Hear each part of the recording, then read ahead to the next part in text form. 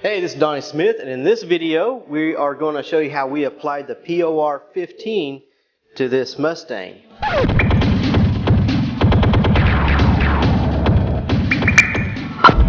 But first, if you haven't subscribed to this YouTube channel, be sure and go subscribe to us. Also gain free access to additional training at collisionblast.com. It's free to sign up. All you have to do is go to collisionblast.com and you immediately get free access. And I'd also like to mention to go to collisionblast.com/supplies. We've partnered with a supplier and we have all kinds of supplies. We have things like POR15, spray guns, body tools, all kinds of stuff. If you go there, you'll see my picks of the supplies and tools that I use and recommend and feel comfortable recommending to you.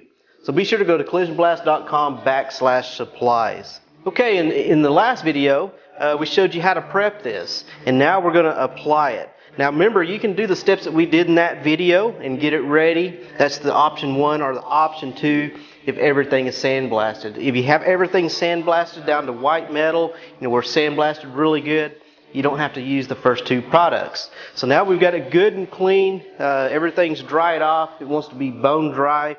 And reading on the technical data sheet, it's very sensitive to moisture. In fact, it said like if you're holding the can and sweat drops into the can, you're going to have to throw the can away. It ruins it. So it's very sensitive to moisture. So keep that in mind. But make sure that it's bone dry. That's their words, bone dry. So once it's dried after you'd rinsed it that last time, now we can apply it. Now there's 2 ways, basically, 3 ways you can apply this. You can use a spray, you can spray it on with a spray gun, an airless sprayer, or you can roll it on or brush it on. We decided to use a brush.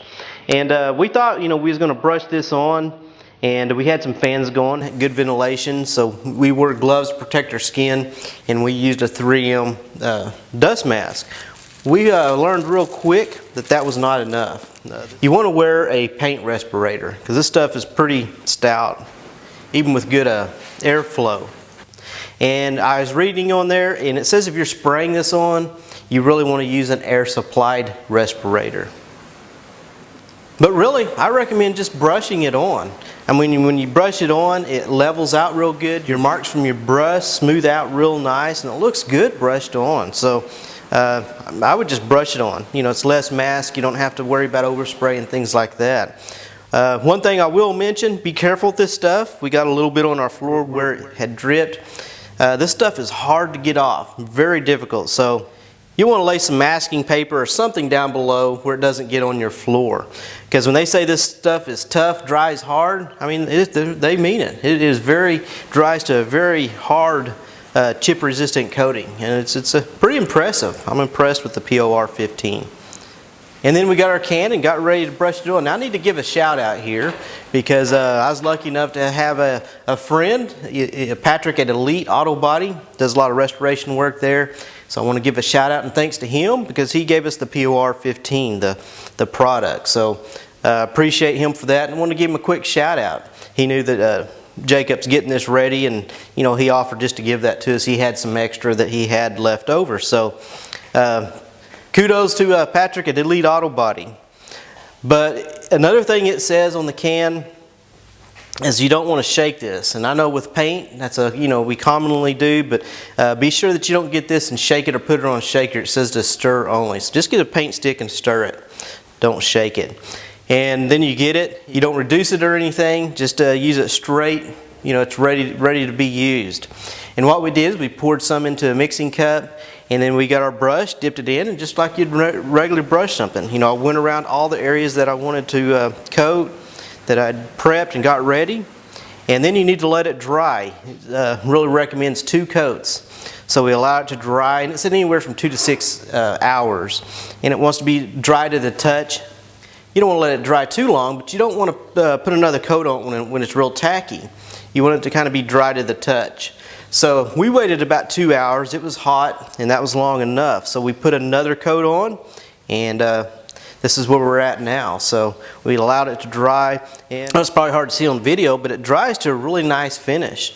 It's a very hard surface, and again, this product is designed for rust, to seal it off where it will prevent rust from coming back. So It works really well. Now, something I do want to mention about this, now we're not, inside of all this area, we're going to go, and this is a tip that I got from YouTube, you know how they use the Dynamat and stuff like that. Well, they say at Lowe's they've got something that's similar to Dynamat, but a lot cheaper. So after we get all this finished, we're going to put that all in the inside, and then we may sand and repaint some of this anyway. But if you are using this like on a frame or something that's going to be exposed to sun, it says that this product is very sensitive to UV. So if it is an area that's exposed a lot to UV, you really need to coat it. They got some different coatings you can put on there. You can allow it to dry really well and then sand it and paint it. So, but we've got it all sealed good, and I feel like I got the rust sealed as good as possible, good as we can get it. And now I'm going to go back and I'm going to before we put that Dynamat or that other type of mat in, is there's some sections in here where it's been welded. I'm going to epoxy prime those areas, sand it, epoxy prime, and then seam seal all that really good. And then there's a few little rust holes that I've got to grind and then fix. And then we'll probably put some more of this product back on top of that just to seal it up real good. But I wanted to do this first just to make sure that we do seal up all the rust or anything that we may not be able to get to after we welded a patch in. So my thoughts on this, I mean, it's an excellent product. It really isn't that expensive and it works good, easy to apply. But I would recommend that you be careful with your floor, protect that, protect your skin, and wear a respirator when applying this. And if you're spraying it, be sure and wear air supplied respirator. Yeah, I really thought since this is a one-part product and we was brushing it, I thought we'd get by without a respirator, but that just wasn't the case. Protect your lungs, protect yourself, protect your skin, always keep safety first. So that's how we applied the POR15 to this Mustang. Thanks for watching this video, and again, if you are not subscribed to this YouTube channel, be sure and subscribe. And for additional access to free training, it's free to sign up. Go to collisionblast.com. And if you're looking for supplies, go to collisionblast.com/supplies. Thanks for watching this, and remember, if something's worth doing, do your best and have a blast doing it. Hey, before you go anywhere, be sure and check out some of my other videos and playlists.